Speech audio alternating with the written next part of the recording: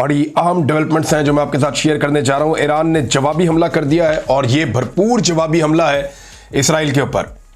Israel ने जो attack किया था ईरान पे वो बड़ा खौफनाक था। उसमें ईरान के 4 बड़े जनरल्स मारे गए थे, 6 बड़े कीमती साइंसदान जो हैं वो भी शहीद हो गए थे और बड़ी खौफनाक सिचुएशन थी। एक बड़ा मायूसी वाला दिन था ईरान और उसके हमायतियों के लिए, क्योंकि बहुत बड़ा नुकसान हुआ और इसराइली इंटेलिजेंस ने जो इतलात फराहम की उनके बाद जो अटैक किया गया, ईरान इस किस्म का जो है वो एक्सपेक्ट नहीं कर रहा होगा कभी भी कि इतना बड़ा उनके लिए मुश्किल वक्त आ जाएगा कि उनके मिलिट्री जनरल्स मारे जाएंगे, ख़ासतौर पे उनके आर्मी चीफ, फिर पासदारान इनकलाब के जो सरबराह हैं वो भी, और दीगर 2 बड़े इंपॉर्टेंट जनरल्स, बड़े कीमती साइंसदान, और फिर उनकी एटमी तनसीबात के ऊपर अटैक। ये सारा बौखला देने वाली चीज़ें थी और बड़ी खौफनाक चीज़ें थी। लेकिन ईरान को दाद देनी पड़ेगी। दाद इसलिए देनी पड़ेगी कि इतने बड़े अटैक के बाद, देखिए पाकिस्तान के ऊपर जब इंडिया ने अटैक किया तो वी वर एक्सपेक्टिंग, हमें पता था कि ये हमला होना है। हमारा इंफॉर्मेशन मिनिस्टर भी कह रहा था, हमारा वजीर दिफा भी कह रहा था कि इंडिया ने करना ही करना है। इनको इस बात का आइडिया था। फिर इंडिया ने अटैक किया तो हम उसे रोक तो नहीं पाए। इंडिया ने मसाजिद को निशाना बनाया, सिविलियन को निशाना बनाया और अपना टारगेट अचीव किया और भाग गया। तो हमें जवाब देने में 4 से 5 दिन लग गए थे। पाकिस्तान को जवाब देने में 4 से 5 दिन लग गए थे। हालांकि हमारी पूरी फोर्सेस अल्हम्दुलिल्लाह वो महफूज थी, सलामत थी। हमें 4 से 5 दिन लगे जब हमने इंडिया को जवाब देना शुरू किया और फिर जवाब दिया। लेकिन दूसरी जानिब जब आप ये देखते हैं कि ईरान के अंदर इतनी बदतरीन सूरत हाल है कि उनका आर्मी चीफ शहीद हो गया है, पासदारान इनकलाब का जो चीफ है वो भी शहीद हो गया है, दीगर जो उनके इंपॉर्टेंट जनरल्स हैं वो भी शहीद हो गए हैं, उनके साइंसदान मारे गए हैं, स्ट्रेटजी बनाने वाले बड़े इंपॉर्टेंट लोग मारे गए हैं। इसके बावजूद 24 घंटों से पहले ईरान ने बड़ा तगड़ा जवाब दिया है। ईरान ने जवाब क्या दिया ये मैं आपको बता देता हूं। ईरान की जानिब से मिसाइल अटैक किए गए हैं और ये मिसाइल अटैक ईरान ने किए हैं इसराइल के मुख्तलिफ इलाकों में। जो मेन जगह अभी तक हमें पता चली हैं उनके अंदर तिल अल-बैब में अटैक किया गया, वजारत दिफा पे अटैक किया गया, फौजी तनसीबात के ऊपर अटैक किया गया, वजारत मईशत जो है वो इसराइल की उसके ऊपर अटैक किया गया, हीफा के कुछ इलाके वहां पे अटैक किया गया। ईरान ने इसराइल के मुतअद्दिद इलाकों पे, ऐसों पे अटैक किया है जहां पे इसराइल के हसास जो है वो करार दिए गए वो इलाके हैं, वहां पे ईरान ने अटैक किया। गैस का प्लेटफॉर्म है समुद्र में, उसके ऊपर भी ईरान ने अटैक किया है। अब बहुत सारे लोग ये प्रोपेगेंडा करते रहे हमेशा ईरान के खिलाफ कि ये इसराइल की प्रॉक्सी है और जो ईरान जो है वो इसराइल के साथ मिला हुआ है। इस किस्म की बातें बहुत सारे लोग करते रहे। हमारे यहाँ शिया सुन्नी फसाद भी चलता है ना, एक तो बहुत बड़ी डिवाइड है मुसलमानों के अंदर ये शिया सुन्नी फसाद को लेकर। हालांकि गैर मुस्लिम ऐसे नहीं देखते हमें, वो देखते हैं सारे मुसलमान मारो इनको, रल के मारो, यानी उनके दिमाग में ऐसे चलता है। यहाँ पे जरा ये फसाद भी चलता है और लोग अपने अपने फायदे के लिए जो है वो एक डिवाइड पैदा करके रखते हैं। लेकिन आज मेरे ख्याल में सबको ये जवाब मिल गया होगा कि इसराइल में और ईरान में जेन्युइनली एक लड़ाई चल रही है, बड़े लंबे अरसे से चल रही है। ईरान जो है वो अपनी सपोर्ट के ज़रिए से, कहीं ना कहीं तंजीमों के ज़रिए से इसराइल के साथ एक लंबी लड़ाई के अंदर है बड़े अरसे से, और अब ये एक बराह रास्त जंग के अंदर कन्वर्ट हो गया। पहले इसराइल ने अटैक किया, बड़ा खौफनाक अटैक था, उनकी इंटेलिजेंस बड़ी कामयाब थी, उन्होंने बड़े टारगेट अचीव किए। लेकिन इतने बड़े टारगेट अचीव करने के बाद शायद इसराइल भी ये नहीं सोच सकता था कि ईरान इतनी जल्दी रिटेलिएट करेगा और इतनी अच्छी प्लानिंग के साथ रिटेलिएट करेगा। ईरान ने किया यह है कि इसराइल के इंपॉर्टेंट एरियाज के ऊपर अटैक किया। इसके मनाज़िर आप देख लें, पूरे सोशल मीडिया के ऊपर फैले हुए नजर आ रहे हैं कि बड़ी तेजी से आते हैं बम, वो गिरते हैं। इसराइल के मुख्तलिफ इलाकों में तिल अल-बैब पूरा का पूरा धमाकों से गूंज रहा था।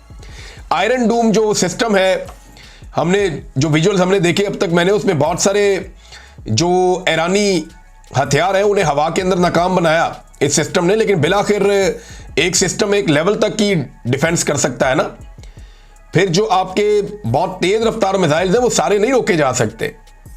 तो फिर ईरानी मिसाइल जाके अपने टारगेट्स पे गिरना शुरू हो गए और फिर बहुत बड़े पैमाने पे वो अपने टारगेट्स पर आकर गिरे हैं, जिसके नतीजे में इसराइल के अंदर काफ़ी नुकसान हुआ है। और ये हमले कहाँ कहाँ हुए ये मैंने आपको बता दिया। ईरान को दाद देनी पड़ेगी कि 24 घंटे से पहले उन्होंने अपने औसान खता होने की बजाय अपने आप को संभाला और फौरी तौर पे अपनी मुतबादल क़यादत को खड़ा किया, फौरी तौर पे फैसला किया और फौरी तौर पे रिटेलिएट किया। इसकी तो ईरान को दाद देनी पड़ेगी और बड़ा भरपूर हमला ईरान ने किया। उनका दावा अभी कुछ और भी ईरान ने दावे किए हैं कि वो कुछ ऐसा करने जा रहे हैं कि बहुत बड़े बड़े सरप्राइज हैं इसराइल को और इसराइल के हमायतियों को। उनकी तरफ से ये दावे हो रहे हैं ईरान की जानिब से। वो क्या करते हैं आने वाले वक्त में, इसराइल इसके मुकाबले में क्या करता है, इस पर हम बात करते हैं। लेकिन दोनों मुल्कों में सूरत-ए-हाल क्या है, इसका आप जायजा ले लें। देखिए, दोनों मुल्कों के अंदर मिसाइल आकर गिर रहे हैं। दोनों मुल्कों के अंदर जो है वो इस वक्त जानें ज़ाया हो रही हैं। यानी जो इंफॉर्मेशन आई है ईरान के मीडिया की जानिब से कि 70 से ज़ायद लोग शहीद हुए हैं। जो इंफॉर्मेशन आ रही है इसराइल से, वहां जख्मियों की इतलात आ रही है। जो लोग वहां मारे गए उसके बारे में अभी तक कोई इतला नहीं है। लेकिन दोनों तरफ बड़ा फर्क है। ईरान में जो लोग शहीद हुए इसके बावजूद लोग सड़कों पे निकले हुए, लोग जश्न मना रहे हैं, अपनी फोर्सेज और अपनी हुकूमत को सपोर्ट कर रहे हैं कि खड़े हो, लड़ो इनके साथ, मुकाबला करें, हम आपके साथ खड़े हैं। तो ईरान में एक बिल्कुल डिफरेंट किस्म का जंगी माहौल बना हुआ है पूरे ईरान के अंदर। मसाजिद के ऊपर उन्होंने सुर्ख झंडे लगा दिए हैं, हर तरफ जो है वो दुआएं की जा रही हैं, हर तरफ जो है वो उनके जंगी नगमे चल रहे हैं। तो पूरी एक जंग की फिजा ईरान के अंदर बनी हुई है। इसराइल के अंदर जब आप मनाजिर देखते हैं वो इससे बिल्कुल मुख्तलिफ है और वो मनाजिर हम देख भी रहे हैं। सबसे पहले हमने ये देखा कि एक जगह पे गैदरिंग थी इसराइलियों की बहुत बड़ी, जैसे ही ईरान ने अटैक किया तो फिर भगदड़ मच गई। वो मनाजिर सोशल मीडिया के ऊपर मैं देख रहा था और लोग ये क्लेम कर रहे हैं कि ये जो मनाजिर हैं ये उस वक्त के हैं जब ईरान ने इसराइल के ऊपर अटैक किया। ये उस वक्त के मनाजिर हैं कि लोगों में भगदड़ मची है, लोगों ने एक दूसरे को भी नहीं देखा, लोग एक दूसरे के ऊपर चढ़ के भागते हुए निकले हैं कि हम किसी तरह अपनी बैरक्स के अंदर घुस जाएं। ये जेर ज़मीन बंकर बने हुए हैं इसराइल के अंदर। इसराइल ने अपने तमाम इंपॉर्टेंट शहरों के अंदर जेर ज़मीन बंकर्स बनाए हुए हैं और ये बड़े लंबे अरसे से इसके ऊपर काम कर रहे हैं। इन बंकर्स के विजुअल्स अभी हमने देखे हैं आज कि जो इसराइली इनके अंदर मुंतकिल हुए हैं फौरी तौर पे, तो अंदर से विजुअल्स आए हैं, बाहर अटैक हो रहा है। तो ये लोग कंक्रीट के बने हुए बहुत बड़े बड़े बंकर्स जो ज़मीन के अंदर नीचे हैं, उनके जो पिलर्स हैं वो अगर आप देखें तो वो पिलर्स को देख के ऐसा लगता है कि जैसे पूरी इमारत है। एक एक पिलर जो है वो 10-10 फुट 12-12 फुट चौड़ा उसके अंदर पिलर है और बहुत बड़े बड़े डायामीटर के पिलर्स हैं जो बनाए गए हैं। तो बड़ा मजबूत कंक्रीट का स्ट्रक्चर बना के उसके नीचे वो अपने लोगों को महफूज करते हैं। तो एक तरफ ईरान के मनाज़िर हम देख रहे हैं, लोग खुले मैदानों में सड़कों में निकल आए और बाहर आकर अपनी फौज को, अपने लोगों को बकअप कर रहे हैं और अपनी हुकूमत को कह रहे हैं कि ठीक है आप अटैक करें, हम आपके साथ खड़े। दूसरी तरफ जो इसराइली शहरी है वो फौरी तौर पे जो बाहर मौजूद थे वो उन्होंने भगदड़ मची, वो भागे हैं वहां से और उसके बाद वो अपने अपने बंकर्स के अंदर चले गए। बंकर्स के जो अंदर के मनाज़िर मैंने देखे वो बड़े हैरानकुन है। इन्होंने अंदर ऐसा ज़बरदस्त बंदोबस्त किया हुआ है और जो चीज़ें उसके अंदर है जो मैंने देखा वो मैं आपके साथ शेयर करता हूँ। एक तो अंदर एसी चल रहे हैं, यानी ये गर्मी का मौसम है, इसके बावजूद अंदर एसी चल रहे हैं, तो गर्मी वर्मी कोई नहीं है अंदर। बंकर्स के अंदर नीचे प्रॉपर इन्होंने बंदोबस्त किया हुआ है, बिजली का बंदोबस्त किया हुआ है कि उन्हें वहाँ लाइट मिल रही है, बिजली मौजूद है, उनका इंटरनेट भी चल रहा है, उनके मोबाइल फोन्स भी काम कर रहे हैं, उनके टेलीफोन तारों वाले भी लगे हुए हैं। तो उन्होंने अपने बंकर्स के अंदर तमाम ज़रूरियात ज़िंदगी का बंदोबस्त किया हुआ था। बच्चों के लिए एंटरटेनमेंट भी है, बच्चे झूले वूले ले रहे हैं, चला रहे हैं और वो अंदर ही बंकर्स के अंदर ही। ये जनाब इसराइल की सूरत हाल है।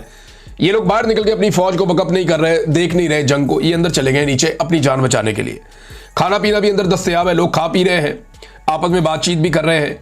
कुछ लोग कुछ उनके नगमे हैं वो गा रहे हैं, कुछ लोग कोई रक्स है वो कर रहे हैं। बच्चों की इंटरटेनमेंट भी हमने उसके अंदर देखी, बच्चे क्या कर रहे हैं। तो इसराइल का और ईरान का दोनों का माहौल बिल्कुल मुख्तलिफ है। एक तरफ ऐसे लोग हैं जो अपनी जान बचाना चाहते हैं और बंकर्स के अंदर चले जाते हैं, एक तरफ ऐसे लोग हैं जो इस जंग का हिस्सा बनना चाहते हैं और बाहर आकर अपनी फोर्सेस को सपोर्ट कर रहे हैं। लेकिन यहां पे क्योंकि दोनों मुल्कों का बॉर्डर साथ नहीं है, ईरान को जो सबसे बड़ा नुकसान है वो ये है कि ईरान का और ये इसराइल का बॉर्डर साथ नहीं है। अगर बॉर्डर साथ होता ईरान का इसराइल के, तो आज सूरत हाल कुछ और होती, बल्कि बहुत पहले ही बदल गई होती।